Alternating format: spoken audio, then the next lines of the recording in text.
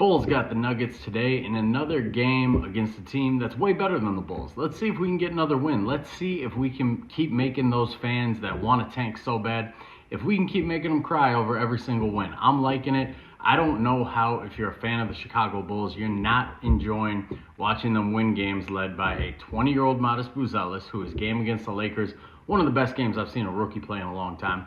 22-year-old Josh Giddey, who also against the Lakers damn near got a quadruple-double, and a 25-year-old Coby White. If you're mad that your team, led by three guys under 25 years old, are getting wins, I'm going to say you're not a real fan. This is totally different than the last couple years when it was a 34-year-old DeMar DeRozan, 30-year-old Zach LaVine, when they were leading us into the play-in game. Because when your best players are that old, your ceiling should be a lot higher. When your best players are in their young 20s, it's okay to fight for play-in spots, guys. Ideally, those guys will grow into players that are in the top 75 of the league, and then the Bulls will have tradable contracts outside of them, so that the next time a superstar gets mad and demands a trade, the Bulls have tradable contracts and all the control of their draft picks to try to make a play and get one of those guys and add them to a core of Buzelis, Josh Giddey, and Coby White. So I don't know, man. We'll see how tonight goes, but either way, I'm probably going to be happy watching this game. Here's the 5 keys of victory.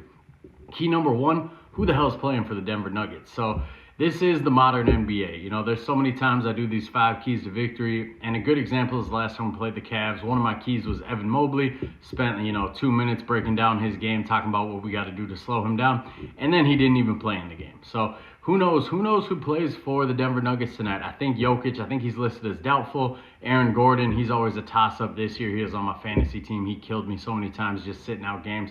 Jamal Murray's always a toss-up. Whoever misses time for tonight for the Denver Nuggets, that makes them a much more beatable team. If one of those 3 guys are out, if Michael Porter Jr. is out, Christian Braun's out, any of their guys are out, that makes them much more beatable. If Jokic is out, the Bulls, they should win this game. Key number 2. Coby White needs to get buckets. So we've seen Coby. He's playing the best basketball of his career. This is a 10 to 15 game stretch now. It's not just a blip. It's a pretty large sample size. And a big shift in why Coby is playing so much better. Total change in his mindset. Before, he was trying to fit in. He was trying to be a little bit of a point guard. He was making sure everybody else was getting theirs. He was trying to fit his game into what everything else the Chicago Bulls were doing. Now he's being much more aggressive. He's just focused on getting buckets. And I love it. He's making the Chicago Bulls fit to his style rather than trying to fit his style to the Chicago Bulls. And I love it, man. I've been saying from the jump that Coby White, his best ability is his scoring ability. So that needs to be his focus. I don't care about him being a point guard. I don't care how tall he is. I don't care if he's a point guard size. I don't care about any of that. I just want him to get buckets. It's very Ben Gordon-like with me, where, yeah, he played point guard at UConn, and he was a point guard size, but I never wanted him to be a point guard. I always just wanted him to focus on getting buckets. That's how I feel about Coby White. And I feel like Coby White, and this might sound borderline blasphemous to a lot of Bulls fans out there, but I feel like he has a much higher ceiling than Ben Gordon. Ben Gordon was awesome. I love Ben Gordon. But I feel like Coby White, with the way that he's able to get downhill, finish at the rim, I feel like he has a higher ceiling than what Ben Gordon had. So, Coby, man, just keep focusing on getting those buckets. Keep focusing on doing your thing. Key number 3, Josh Giddey and his all-around game. So one of the reasons Coby White is able to just focus on getting buckets is Josh Giddey and the way he's playing. Josh Giddey is a fantastic point guard. He's been playing like a fantastic point guard basically since the Zach LaVine trade. Once again, this is a large enough sample size where we can't just call it a blip. This is, 10, 15, maybe even 20 games of this level of play from him. And I'm not just talking about his shooting splits. His shooting splits, I can 100% see how people are saying that's not sustainable because he's on fire lately from 3, and that's never been a big part of his game. But the rest of his game, we're seeing what it looks like when he's handed the car keys. One of the things I love about Josh Giddey is the fact that he rebounds. And he doesn't just get meaningless rebounds. He's not Russell Westbrook, who's out there grabbing, the free throw rebounds while Steven Adams agrees to just sit back and let him do it to pad his stats. He's going out, he's getting contested rebounds on the defensive end, and then he's immediately pushing it on the break. So I love seeing that from him, and him being able to do that, him being able to get guys the ball in their spots, that allows Coby to just focus on getting buckets.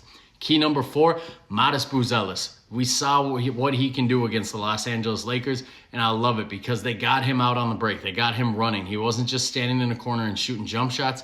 He was moving off ball. They let him cook a little bit with the ball in his hands too. That move he had against Luka, one of the top 3 Bulls plays of the season. So we need to see that tonight When he's on the court, run. Get him easy buckets. Get him easy layups and dunks in transition. Let him cook in the half court a little bit. Let the kid continue to grow. And finally, key number 5, Nikola Vucevic is shooting. I am the biggest Vuce hater on the planet, but I got to give him props. After a couple months of really poor shooting, he's shooting 55% from 3 in the month of March. So at the very least, man, we know he's a traffic cone on defense. We know he's not going to offer a whole lot on that end. His rebounding is overrated. His passing is overrated and overstated. But at the very least, if he can get us some three-point shots, if he can stretch the court a little bit, get us some buckets in there, that's going to be a win for the Chicago Bulls. So those are my 5 keys to victory. Let me know in the comments what you guys think. What's your prediction for tonight's game?